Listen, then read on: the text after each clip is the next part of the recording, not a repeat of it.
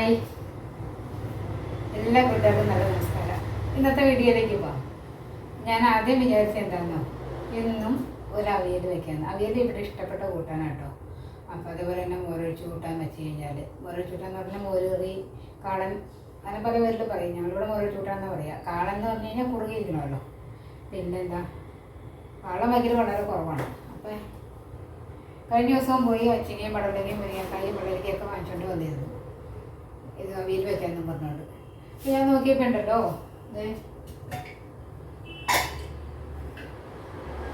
ഇത് കാലത്ത് പുട്ടായിരുന്നേ. അപ്പോൾ പുട്ടിനുണ്ടാക്കിയ ചെറുപയറൊക്കെ റെഡി, വീണ്ടും ബാക്കിയിരിക്കുക. ഇനിയിപ്പോൾ അതവിടെ ഇരുന്ന് അത് കളയുള്ളൂ. പിന്നെ ഇവിടെ ഒരാൾക്ക് ചോറിനാണെങ്കിലും ചെറുപയർ കൂട്ടിക്കോളൂ, അല്ലാണ്ട് പുട്ടിൻ്റെ കൂട്ടുള്ളൂ, കഞ്ഞിക്ക് കഴിക്കുള്ളൂ, അങ്ങനെയൊന്നും ഇല്ല കേട്ടോ. അപ്പോൾ ഞാൻ നോക്കിയപ്പോൾ എന്താണ്, ചെറുപയർ ഇരിപ്പുണ്ടല്ലോ. പിന്നെ എന്തിനാണ് ഞാൻ അവിയൽ വെക്കണേ, കുറച്ച് പുളിങ്കറി ഇരിപ്പുണ്ട്. പിന്നെ സാമ്പാർ വെക്കാൻ വെച്ച് കഴിഞ്ഞാൽ സാമ്പാർ വിഷ്ണുവിനാണ് ഇഷ്ടമുള്ള ആൾ, അവന് എന്നെ മടുത്തു തുടങ്ങി.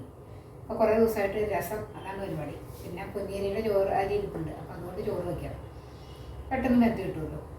അപ്പോൾ ഞാൻ വിചാരിച്ചു രസമാക്കാമെന്ന. ഇതൊക്കെ എടുത്തു വെച്ച് കഴിഞ്ഞപ്പോഴാണ് കേട്ടോ ബോധോദയം ഉണ്ടായത്, രസമാക്കിയാലോ എന്ന്.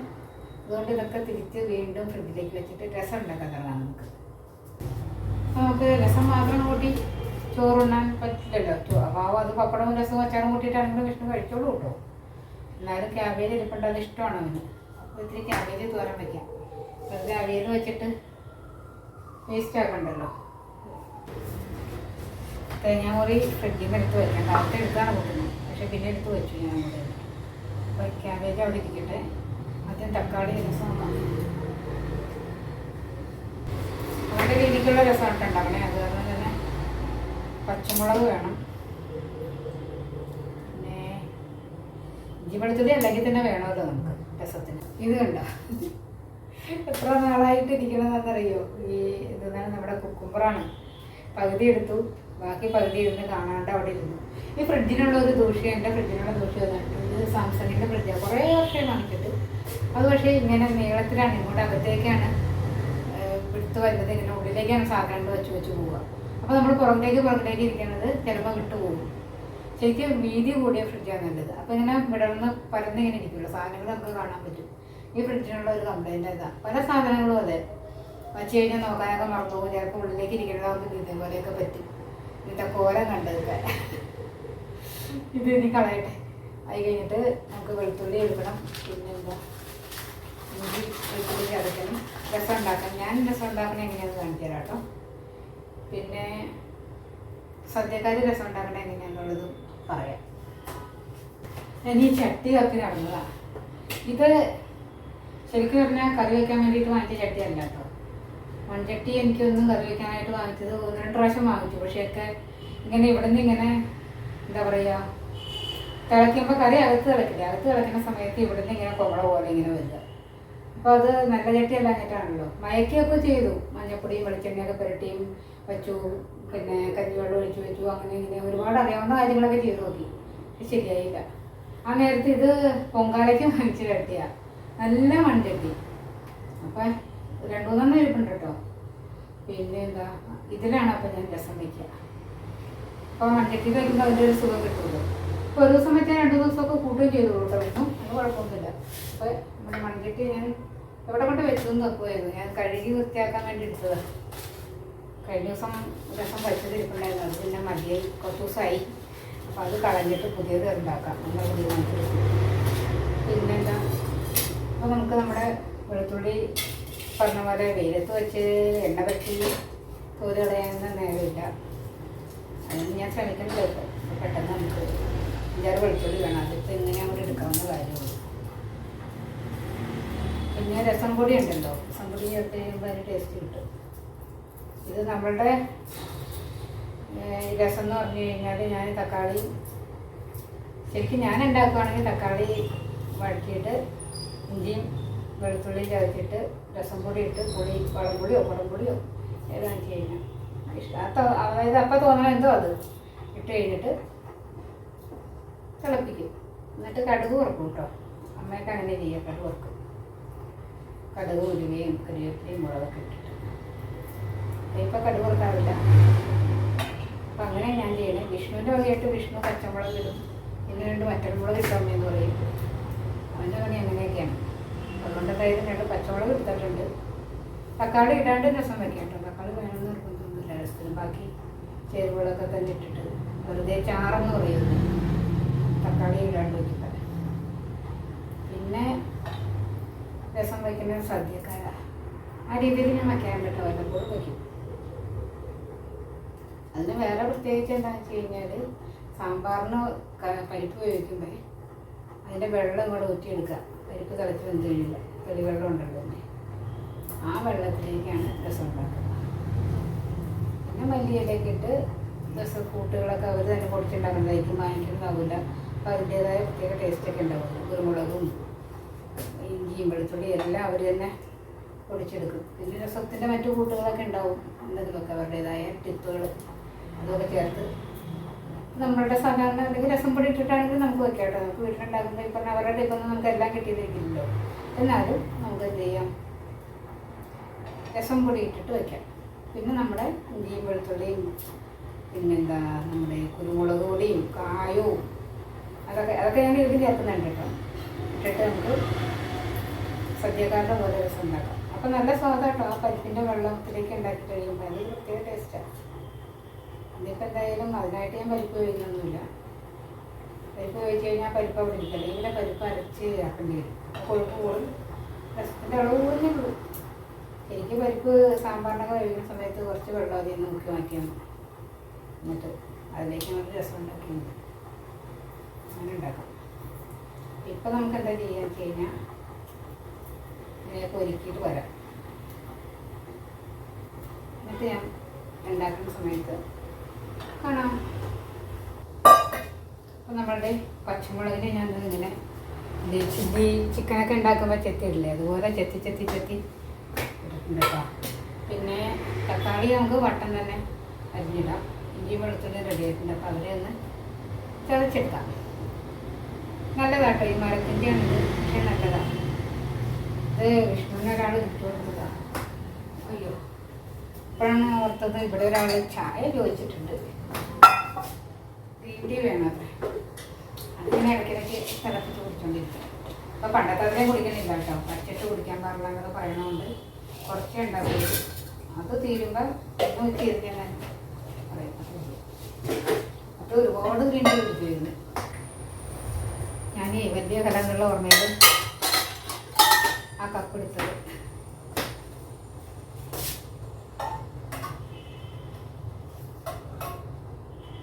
അരിക്ക് വെള്ളം വെച്ചപ്പോൾ തിളച്ച് അതിനെടുത്താൽ പിന്നെ ചായക്ക് വേറെ എടുക്കാൻ നിൽക്കണ്ടല്ലോ. ഗ്രീൻ ടീ പിന്നെ തിളപ്പിക്കരുതെന്നല്ലേ പറയാം. അപ്പോൾ അതവിടെ ഇരുന്നോളൂ. അവിടെ ഇരുന്നിട്ട് അങ്ങനെ സെറ്റ് ആയിക്കോളും. അപ്പോൾ കഴിച്ചോളൂ. ഇപ്പം എന്തായാലും അരിയുടെ നേരമായി. ഞാൻ ഈ ഗ്രീൻ ടീ അവിടെ എത്തിച്ചിട്ട് വന്നിട്ട് അരിയിടാം. ഇനിയിപ്പോൾ ഓണം പർച്ചേസിങ്ങിന് ഇറങ്ങണം. നിങ്ങളൊക്കെ എന്തരി വാങ്ങിക്കുക? ജയരി തീരെ പാടല്ലേ വേവാനായിട്ട്. ഒരുപാട് സമയം എടുക്കുന്നു തോന്നുന്നു. എനിക്ക് പറഞ്ഞ ഗ്യാസ് തീരുന്നു തോന്നുന്നു. ഞാൻ വാങ്ങാറുള്ളത് കൊണ്ട്. പിന്നെ ഞാൻ വാങ്ങിക്കുന്ന സുരേഖരിയാണ്, അതിനും സമയം എടുക്കും. അതുകൊണ്ട് അത് നിർത്തി. പിന്നെ ഇപ്പോൾ വാങ്ങിക്കുന്നത് ലളിതാ സുരേഖ എന്ന് പറഞ്ഞ അരിയുണ്ട്, അതാ വാങ്ങാൻ. അത് വാങ്ങിച്ചു കഴിഞ്ഞാൽ നല്ലതാട്ടോ. പാകത്തിന് പെട്ടെന്ന് ഇത് കിട്ടും. പിന്നെ മട്ടേരി വാങ്ങിക്കാറില്ല, വാങ്ങിച്ചിരുന്നതാണ്. അപ്പോൾ വിഷ്ണുവിൻ്റെ വെള്ളരി ചോറാണ് ഇഷ്ടം. പിന്നെ ഓരോരുത്തർക്കും ഓരോന്ന് വെച്ചിട്ടുണ്ടല്ലോ എന്ന് വെച്ച് വെള്ളരി തന്നെ ആക്കി നമ്മൾ.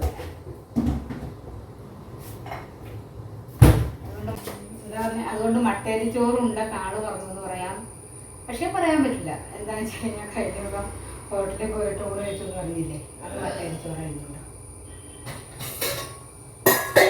നല്ല അസലൂണ്. നമ്മുടെ അരി അവിടെ ഇരുന്ന് വേവട്ടെ. ഇതിനെ ഒന്നും കൂടെ കഴുകി എടുക്കട്ടെ. നമ്മുടെ തക്കാളി നേരെ ചതച്ചില്ല അല്ലേ. അതാണ് ഒന്നെടുത്ത് വേറൊന്നിലേക്ക് പോകും. എനിക്ക് പ്രസ്റ്റീജിൻ്റെ മിക്സി ഉണ്ടായിരുന്നപ്പോൾ നല്ലൊരു കുഞ്ഞ് ജാറുണ്ടായിരുന്നതാണ്. ഇത്തിരി സാധനങ്ങളൊക്കെ ഉള്ളൂ എന്നുണ്ടെങ്കിൽ ഇത്തിരി ഇടയ്ക്കായ കുരുമുളക് ഇതൊക്കെ ചതക്കാൻ പറ്റുമായിരുന്നു. ഒരു സാധനമേ ഉള്ളൂ. അത് മിക്സിയിലിട്ട് നല്ലപോലെ ചതച്ചു. പൊടിച്ചെടുക്കാം. ഇത് ചെയ്യാൻ പറ്റും. ഈ മിക്സിക്ക് അതില്ല. പ്രസ്റ്റീജ് അന്ന് അന്വേഷിച്ചപ്പോൾ ഇല്ല എന്നൊക്കെ പറഞ്ഞു കടയിൽ. പിന്നെ കിട്ടിയത് വാങ്ങിച്ചു. അങ്ങനെ രീതിയിലേക്ക് പോയി. റെഡിയായി. കരിവേപ്പില ഇരിപ്പുണ്ട്. എന്താ തക്കാളി വഴട്ടാം. പിന്നെ പുളി വെള്ളത്തിലിടണം. കുടംപുളി വേണം. ഇന്നത് ആരും ഇല്ല. ഇന്ന് എന്താ ആരെയും കണ്ടില്ല. കുറവായിരുന്നു ആള്.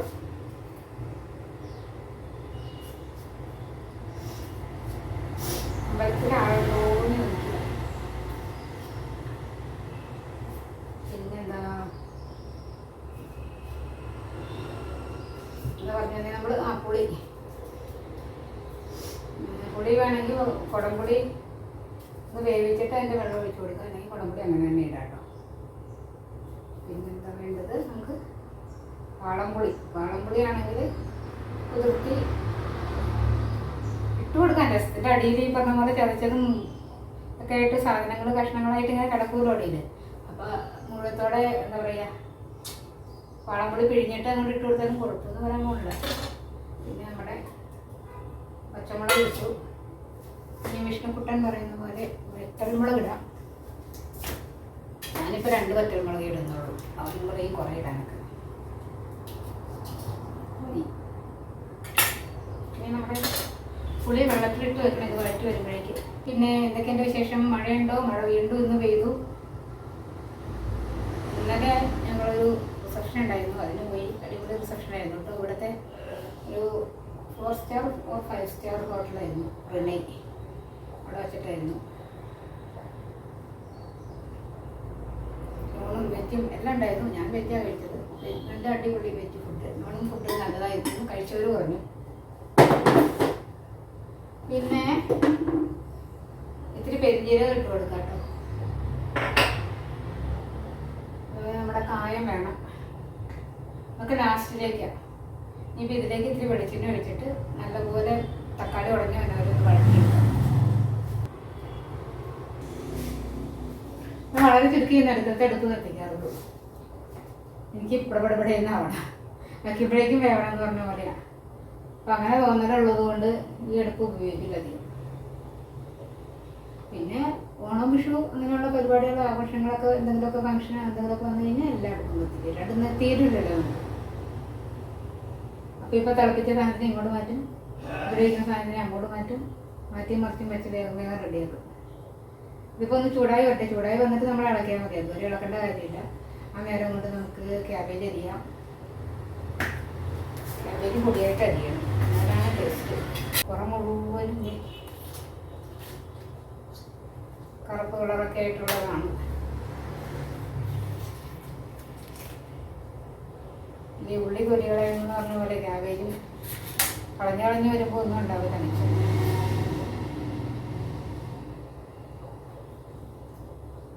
കാണുമ്പോൾ കളയാണ്ടിരിക്കാൻ തോന്നുകയില്ല. അതാണല്ലോ.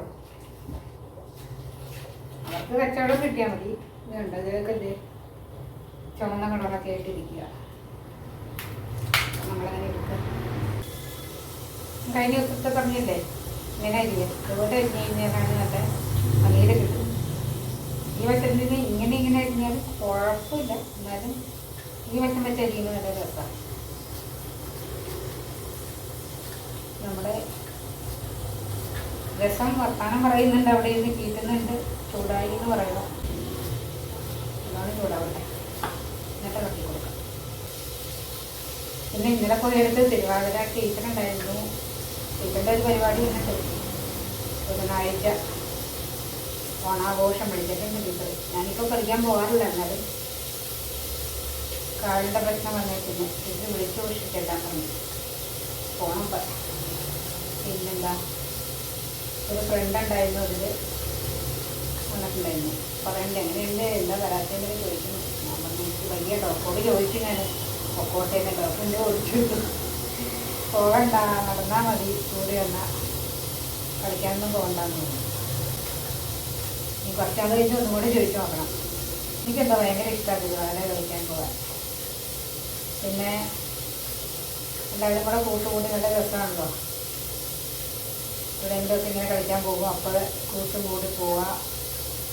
കളിക്കുന്ന സമയത്താണെങ്കിലും പ്രാക്ടീസ് സമയത്താണെങ്കിലും നല്ല രസമാണ്. എല്ലാവരും കൂടെ ചേരുമ്പോൾ ഒരു സന്തോഷമല്ലേ. അപ്പോൾ ഇതുകൂടി ഇരിക്കട്ടെ. നമ്മുടെ തക്കാളി വഴറ്റി, തക്കാളിയിൽ ഉടഞ്ഞു വരുന്നുണ്ട് കേട്ടോ. ഇത് ഇട്ടില്ലെങ്കിൽ ഇവിടെ നിൽക്കാൻ പറ്റില്ല, ചുമച്ചിട്ട് തിന്നിട്ട്. ഇട്ട പറഞ്ഞാൾക്ക് കേൾക്കില്ല, പറയുന്നുള്ള ഈ സൗണ്ട്. തക്കാളിയിൽ ഇതിന് നല്ലോണം ഉടഞ്ഞു വന്നിട്ടുണ്ട്. അപ്പം ഞാനിനി അടുത്ത അതിലേക്കുള്ള ചേരുവകളൊക്കെ ഇട്ടാം കേട്ടോ. മഞ്ഞപ്പൊടി,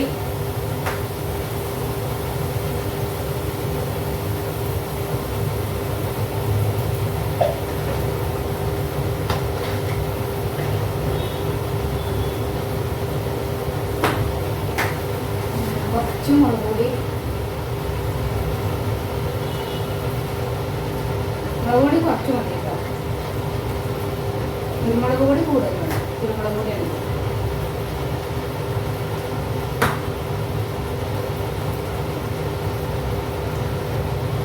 രസത്തിനൊക്കെ കുരുമുളകിൻ്റെ ടേസ്റ്റ് അല്ലേ എടുക്കാം.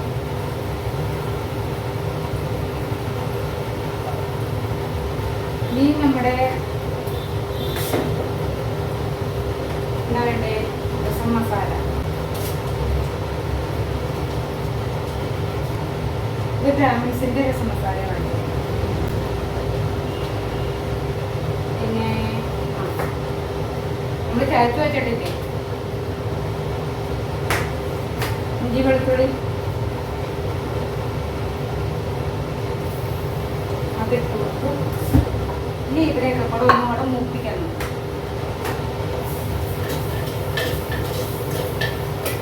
ഇത് ഉറപ്പ് വെച്ചോളൂ കേട്ടോ, ഓണത്തിന് രസം ഉണ്ടാക്കാം.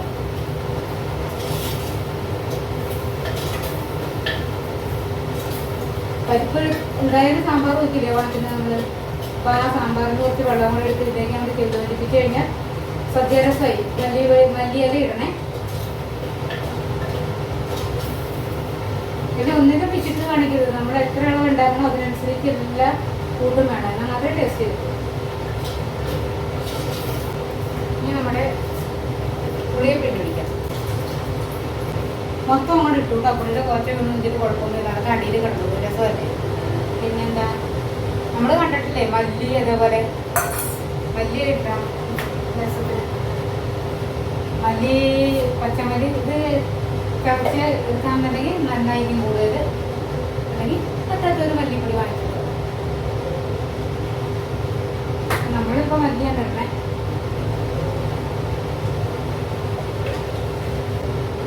ഈ കായം ലാസ്റ്റ് ഇട്ടാൽ മതി. പിന്നെ ഇത്തിരി പെരിഞ്ചീരകം ഇട്ട് കൊടുക്കാം.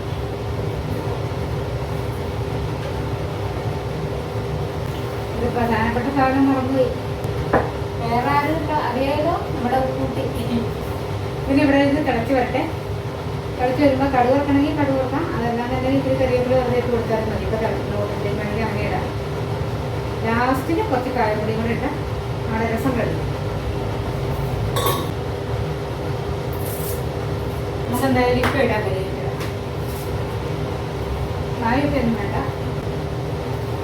ഇപ്പം ഇത്രേ ഉള്ളൂ രസത്തിൻ്റെ പണി, മനസ്സിലായില്ലേ. ഓണത്തിനുള്ള രസം റെഡിയായില്ലേ. പിന്നെ കഴിഞ്ഞ ദിവസം കിച്ചടി ഉണ്ടാക്കിയിട്ടുണ്ട്, അതും സൂക്ഷിച്ച് വെച്ചോളൂ, സേവ് ചെയ്ത് വെച്ചോളൂ. ഓണത്തിനുള്ള കിച്ചടിയായി. പിന്നെന്താ വേണ്ടേ, ക്യാബേജ് തോരൻ എല്ലാവർക്കും അറിയാമല്ലോ, പ്രത്യേകിച്ച് പറയാനൊന്നുമില്ല.